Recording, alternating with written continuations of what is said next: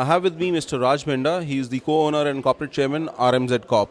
Mr. Menda, can you please tell us about the impact of the three initiatives which Prime Minister had announced, Housing for All, Smart Cities and Amrut, on the real estate sector?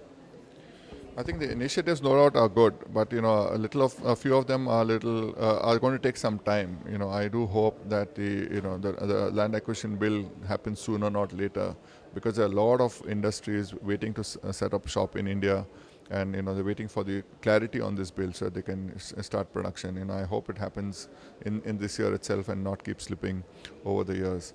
In terms of the regulatory bill is also a good move, but unfortunately what I see is, as much as the regulator will make noise, it will cater to, unfortunately, hardly 5% of the market, which is already being watched and regulated in its own way. But 95% of them will not be covered. That's the unfortunate truth of what's going to come about it. And Housing for All, again, is a great initiative. I do hope that for affordable housing, they come out with some subsidies and some rationale as to how acquisition can happen, so that more houses can be provided for the masses, and there's less inequality happening across segments of people. So I do hope all these three come through successfully, sooner not later. But all are good initiatives. So, what are your views on real estate investment trust? Our neighbor Pakistan has beaten us to that, and we've been talking about it. So, how soon do you see it coming?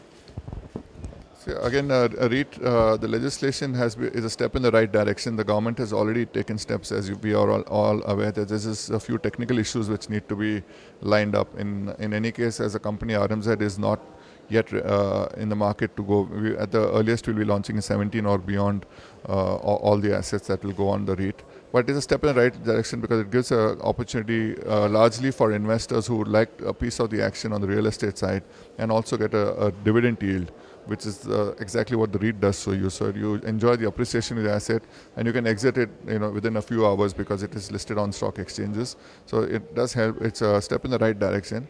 It requires a little bit of teething. I'm sure in this, I would say early next year, you will find a few companies jumping into the REIT bandwagon. And the opportunity for REIT also is in the commercial, in industrial REITs, in infrastructure REIT, which is of course already there, in residential REITs. There are many options that will be opening out step by step. Right now, the commercial will lead the way, and the infrastructure, which is already there. Sure.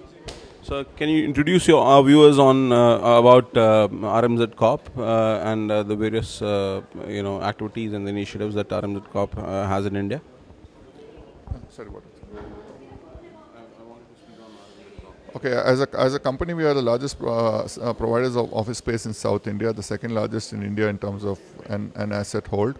A lot of multinationals who want to expand their office service development in terms of ITES and so on do approach my company, and Bangalore is where the talent pool is there, where 50% of the leasing of office happened last year in the city of Bangalore. 50% of the national leasing happened in Bangalore. So obviously the talent pool is there. The number of employees that you can get to work for you in these large multinationals, people are happy to work in these large corporations.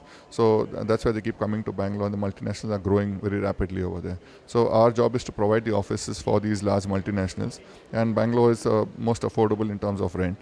So again, that's another plus point why the customers prefer to set up the development centers in Bangalore. Thank you for speaking to BolREALTY.com.